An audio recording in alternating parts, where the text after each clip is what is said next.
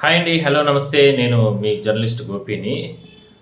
అయితే ప్రపంచంలో చాలా ప్రాంతాల్లో యుద్ధాలు జరుగుతున్నాయి. ఉదాహరణకి ఆహ్, రష్యా, ఉక్రెయిన్ యుద్ధం జరుగుతుంది. ఇట్లా మళ్ళా ఇజ్రాయెల్‌కి సంబంధించి కావచ్చు, పాలస్తీనాకి సంబంధించి అక్కడ యుద్ధాలు జరుగుతున్నాయి. ఆహ్, అంటే అక్కడ హమాస్‌ని సర్వనాశనం చేయడానికి ఇజ్రాయెల్ యుద్ధం చేస్తుంది.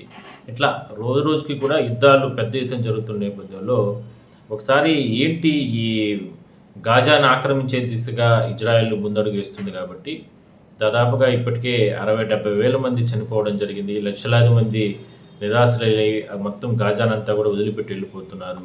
మొత్తం కంప్లీట్‌గా ఒక 60-70% గాజాని ఇప్పటికే ఇజ్రాయెల్ స్వాధీనం చేసుకుంది. ఆహ్, హమాస్‌ను చంపుతాము, హమాస్‌ను అంతం చేస్తాం, హమాస్ అనేటటువంటి వ్యక్తులే లేకుండా, ఆ ఉగ్రవాద సంస్థలే లేకుండా చంపేస్తాము, వాళ్ళందరినీ కూడా నిర్మూలన చేస్తామంటూ కూడా పెద్ద ఎత్తున ఇజ్రాయెల్ యుద్ధం కొనసాగిస్తున్న నేపథ్యంలో ముస్లిం దేశాలు, అరబ్ దేశాలన్నీ కూడా ఇప్పటికే కూడా తీవ్ర ఆందోళన వ్యక్తం చేస్తున్నాయి. అదేవిధంగానే ఇజ్రాయెల్ ఎదుర్కోవడానికి ఎవరు కూడా సాహసం చేయడం లేదు. సరే ఏంటి అసలు ఈ ఇజ్రాయెల్ హమాస్ అంతం చేస్తానంటుంది. మరి ఇజ్రాయెల్ గాజా యుద్ధం ఏంటి? అసలు ఎందుకు జరిగింది? ఏం జరుగుతుంది అనే దానిపైన ఒకసారి మనం చాలా నీట్‌గా మన ప్రొఫెసర్ నాగేశ్వరరావు సారు చాలా అద్భుతంగా కొన్ని విషయాలు, ఇంపార్టెంట్ విషయాలన్నీ కూడా మాట్లాడడం జరిగింది. ఆ ఆడియోని మీకు నేను వినిపించే ప్రయత్నం చేస్తాను. అసలు ఏంటి యునైటెడ్ నేషన్స్ కమిషన్ కూడా నిన్న రిపోర్ట్ వచ్చింది చూడండి. ఈవెన్ కమిషన్ రిపోర్ట్ గాజాలో ఇజ్రాయెల్ మానవ మారణ హోమం జరుపుతోంది అని. మహా స్టార్వేషన్, ఆకలి కేకలు, ఆకలితో పిల్లలు చనిపోతున్నారు. అసలు అంత భయంకరమైనటువంటి మరణం. ఏమంటున్నారు? హమాస్ ఉంది అని. ఇంకా 3,000 మంది హమాస్ వాళ్ళు ఉన్నారు, మేము అంతం చేస్తాం. ఇజ్రాయెల్కి అర్థం కావాల్సిందంటే హమాస్ ఒక సంస్థ కాదు, హమాస్ ఒక ఆలోచన. మనుషులు చెప్పగలం, హమాస్ ఒక సంస్థ కాదు, హమాస్ ఒక ఆలోచన. మనుషులు చెప్పగలం, ఆలోచన చెప్పగలవా? ఏంటి ఆలోచన? పాలస్తీనా ప్రజల మా దేశం అనే మాకు దేశం ఉండాలి. మాకు అంటే ఇప్పుడు ఇజ్రాయెల్ ఉన్నది కూడా ఒకప్పుడు పాలస్తీనా దేశమే. ఈ మొత్తం ప్రాంతం ఇజ్రాయెల్, గాజా, వెస్ట్ బ్యాంకు ఇదంతా కూడా ఒకప్పుడు పాలస్తీనా కంట్రీ చరిత్రలో. అప్పుడు ఆ పాలస్తీనా కంట్రీలో యూదులకు ఒక హోమ్ ల్యాండ్ కావాలని ప్రపంచవ్యాప్తంగా యూదులు ఇది మా అన్సిస్ట్రల్ ల్యాండ్ అని చెప్పి అక్కడైతే సెటిల్ అయ్యి యూదులకు ఒక దేశాన్ని ఏర్పాటు చేసుకున్నారు. అసలు దేశం పేరు పాలస్తీనా చరిత్రలో. సో ఇప్పుడు పాలస్తీనా పరిస్థితి ఏంటంటే గాజా ఒక చిన్న ముక్క, వెస్ట్ బ్యాంక్ ఒక చిన్న ముక్క. సో ఈ పరిస్థితి వచ్చిన తర్వాత మీకు ఆ చిన్న ముక్క గుణమే లేకుండా చేస్తాం, మీకు భూమి పైన నిలబడే చోటే లేకుండా చేస్తాం. ఇది ఇజ్రాయెల్ చెప్పగలిగిందా? ప్రాక్టికల్ గా జరగదు. అది నెతన్యాహు కూడా తెలుసు. ఇజ్రాయెల్లో ఉన్న ప్రధాన ప్రతిపక్షాలన్నీ ఘోషిస్తున్నాయి ఇది సాధ్యం కాదు. కానీ నెతన్యాహుకు యుద్ధం అవసరం. ఎందుకంటే యుద్ధం లేకపోతే ఆయన అధికారం పోతుంది. యుద్ధము లేని మరుక్షణం ఆయన పవర్లో ఉండడు, ఆయన జైల్లో ఉంటాడు. ఎందుకంటే ఆయన అవినీతి ఆరోపణలు ఉన్నాయి, కోర్టుల్లో విచారణ జరుగుతోంది. మరుక్షణం అసలు పార్లమెంట్ ఎన్నికలు జరిగితే ఎందుకంటే ఓడిపోతాడు. అందుకని ఆయన పవర్లో ఉండాలి కనుక యుద్ధం. మీరు గమనించారు, ఒక హమాస్ మీద జరిపాడా? వాళ్ళ మద్దతు ఇస్తున్నాను హిజ్బుల్లా లెబనాన్ పైన చెప్పాడు. వాళ్ళ మద్దతు ఇస్తున్నామని చెప్పి యమన్ పైన చెప్పాడు. నిన్న కూడా యమన్ పైన దాడి చేశాడు. వాళ్ళ మద్దతు ఇస్తున్నామని ఇరాన్ పైన దాడి చేశాడు, ఇరాక్ పైన దాడి చేశాడు. పోనీ అక్కడికైనా వాళ్ళందరూ మద్దతు ఇస్తున్నారు కనుక దాడి చేశావు. మళ్ళీ సిరియాపై కూడా దాడి చేశాడు కదా పోయి. తర్వాత సిరియా ఒక్క ఆఖరి ఖతార్ పై కూడా దాడి చేశాడు. ఖతార్ ఏమైనా మీడియేటర్, అమెరికా మిత్ర దేశం. నువ్వు వదిలింది ఎవరని చెప్పాడు ఇంతవరకు? ఇజ్రాయెల్ ఎవరిని వదిలిందా? సో ఖతార్ అయితే నీకు ఇజ్రాయెల్ పైన ఏ దాడి చేయలేదు కదా. ఖతార్లో హమాస్ ప్రతినిధులు ఉన్నారని చెప్పి దాడి చేశావు. రేపు హమాస్ ప్రతినిధులు ట్రంప్ చర్చలకు పిలుస్తాడు అనుకున్నాను. అమెరికా పోతారు, అక్కడ అమెరికాపై కూడా దాడి చేస్తారా ఇజ్రాయెల్? హమాస్ ప్రతినిధులు ఎందుకు వెళ్ళారు ఖతారు? అమెరికా ఆఫీసులతో మీడియేషన్ చర్చలు జరపడానికి వెళ్ళారు. వెళ్తే అక్కడ పోయి దాడి చేశాడు. సో నెతన్యాహుకు ఇది అవసరం. ఇవాళ ప్రపంచం అంతా నెతన్యాహును ఖండిస్తోంది. యునైటెడ్ నేషన్లో 193 కంట్రీస్ ఉంటే 149 కంట్రీస్ మారణ హోమాన్ని ఆపండి అని ఓటేశాయి. అన్ఫార్చునేట్లీ భారతదేశంతో సహా 18 దేశాలు అబ్స్టైన్ అయ్యాయి. రెండు దేశాలు ఆ తీర్మానాన్ని వ్యతిరేకం ఉంటాయి. ఒకటి ఇజ్రాయెల్ తన మీద తాను వేసుకోదు ఎట్లా, రెండోది అమెరికా. ఇంత ఐసోలేషన్ ప్రపంచంలో ఇజ్రాయెల్ ఐసోలేట్ అయిపోయింది. అమెరికా మిత్ర దేశాలు బ్రిటన్, అసలు ఇజ్రాయెల్ సృష్టికర్త బ్రిటన్.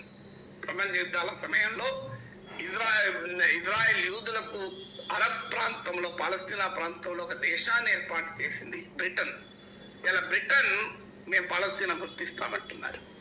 బ్రిటనే కాదు, ఫ్రాన్స్, కెనడా, మీకు మాల్టా, పోర్చుగల్, ఆస్ట్రేలియా, ఈ దేశాలన్నీ మేము పాలస్తీనాను గుర్తిస్తాం అని ప్రకటించాయి. భారతదేశము, చైనా, రష్యా ఎప్పుడో గుర్తించాయి. యునైటెడ్ నేషన్స్ సెక్యూరిటీ కౌన్సిల్లో 5 దేశాలు ఉంటాయి పర్మనెంట్ మెంబర్స్. అమెరికా మినహా అన్ని దేశాలు పాలస్తీనా గుర్తిస్తున్నాయి madam. China, Russia, France, UK, Germany. America తర్వాత biggest supply of arms to Israel Germany. America తర్వాత అత్యధికంగా ఆయుధాలు సప్లై చేసే దేశం ఇజ్రాయెల్ కు జర్మనీ. ఇవాళ జర్మన్ ఛాన్సలర్ ప్రకటించాడు, పాలస్తీనా ప్రజలపై మీరు ఆయుధాలు వాడితే మేము ఆయుధాలు సరఫరా చేయము అని. ఇజ్రాయెల్ కు చెందిన ఫార్ రైట్ మినిస్టర్స్ ఇద్దరు స్లోవేనియా వెళ్తే, యూరోపియన్ యూనియన్ లో భాగం స్లోవేనియా, వాళ్ళు నిషేధించింది స్లోవేనియా. 27 కంట్రీస్ యూరోపియన్ యూనియన్ లో first country to ban Israel ministers to enter Slovenia. తర్వాత వెంటనే నెదర్లాండ్స్ కూడా బ్యాన్ చేసింది. యూరోపియన్ యూనియన్ ఇజ్రాయెల్ కి ఇచ్చిన ట్రేడ్ కన్సెషన్ సస్పెండ్ చేసింది. స్టిల్ నెతన్యాహు విధానంలో మార్పు లేదు. అతని ట్రంప్ కోరుకునేది మొత్తం గాజాను డీపాపులేట్ చేయాలి, అంటే గాజాను ప్రజలందరినీ ఎలగొట్టి నేను ఒక బీచ్ రిసార్ట్ మారుస్తాను అన్నట్టున్నారు. ప్రాక్టికల్ గా అది ఎంత భయంకరంగా ఉంటుంది. ప్రజలు ఒప్పుకుంటారా? 100 ఏళ్ల తర్వాత కూడా ఒప్పుకోరు.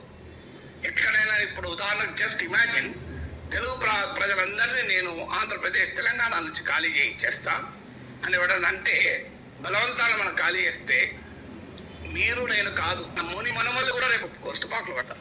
ప్రాక్టికల్ గా జరిగేది అదే. ఎవరు 100 ఏళ్ల తర్వాత కూడా మనం తుపాకు పడతాం. 150 ఏళ్ల క్రితం ఈస్ట్ ఇండియా కంపెనీ వస్తే 100 ఏళ్ల వరకు కూడా ప్రారంభంగా ఊకున్న ప్రాక్టికల్ గా జరిగేది అది. ఒక జనరేషన్ చచ్చిపోయినా కూడా మళ్ళీ ఆ భూమి నుంచి పుడుతూ ఉంటారు. ఇప్పుడు మీ తల్లికి పొరిటినప్పుడు కొత్త సృష్టిని స్ఫురిస్తాయి అని ఈ మహాకవి అంటాడు. నీకొక్కసారి ఒక జాతిని లేకుండా చేస్తాం, ఒక జాతిని అణచివేస్తామంటే ఆ జాతి తరతరాలుగా తిరగబడుతుంది. 200 ఏళ్ల బ్రిటిష్ పాలనకు వ్యతిరేకంగా భారతదేశం తిరగబడలేదా? ప్రపంచంలో ఎక్కడైనా మానవ జాతి చరిత్ర మొత్తం మీరు చూడండి, ఒక జాతిని జాతి లేకుండా చేయగలుగుతారా? యూదులను జాతి లేకుండా చేద్దామని ఇట్లాంటి ఎవరు చూశారు? ఏమైంది? అది ఇజ్రాయెల్ అనుభవం ఉంది కదా, వేరేటోళ్ళు అవసరం లేదు కదా. యూదుల అనుభవం ఉంది. ఆ యూదులను లేకుండా చేద్దామని చెప్పారు. వాళ్ళు పుట్టకు చెట్టుకొకరుగా ప్రపంచం అంతా తరిమి కట్టారు. వాళ్ళు అమెరికాకి వెళ్తే అమెరికాలో రాణించారు, యూరోప్ వెళ్తే యూరోప్ లో రాణించారు. చివరకు తాము ఇజ్రాయెల్ గా ఏర్పడితే ఇజ్రాయెల్ కూడా నిలబడింది కదా.